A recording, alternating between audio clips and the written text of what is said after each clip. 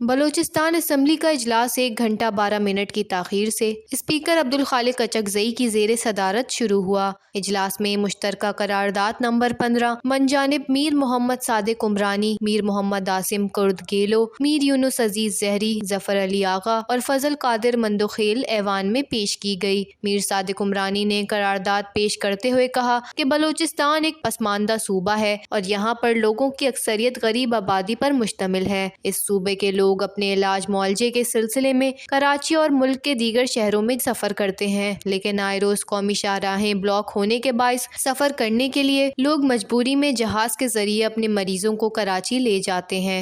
لیکن کوئٹہ سے کراچی جانے والے تمام ایئر لائنز میں مریضوں اور عوام کی مجبوریوں سے ناجائز فائدہ اٹھاتے ہوئے کرایوں میں یکدم بے تحاشا اضافہ کرتے ہوئے ایک سائٹ کا کرایہ 70,000 روپے ہے، جو کبھی بھی ایسا نہیں ہوا۔ تمام ایئر لائنز کے اس ظالمانہ اقدامات سے صوبے کے مریضوں، طالب علموں اور دیگر مسافروں کو سخت مشکلات درپیش ہیں۔ لہٰذا یہ ایوان صوبائی حکومت سے سفارش کرتا ہے کہ وہ اس بابت فوری طور پر وفاقی حکومت سے رجوع کرے کہ وہ کوئٹہ اور کراچی اور ملک کے دیگر شہروں کو جانے والے تمام ایئر لائنز کے کرایوں میں فوری طور پر کمی کو یقینی بنایا جائے۔ اپوزیشن لیڈر یونس زہری نے اس قرارداد کی حمایت کرتے ہوئے کہا، کراچی جاتے ہیں یا یہاں سے اسلام آباد جاتے ہیں 70 سے 80,000 روپے یہ لوگ چارج کر رہے ہیں۔ آپ مہربانی کر کے جتنے بھی ایئر لائنز بلوچستان میں چل رہے ہیں ان کے مینیجرز کو بلا لے، کو پابند کر لے۔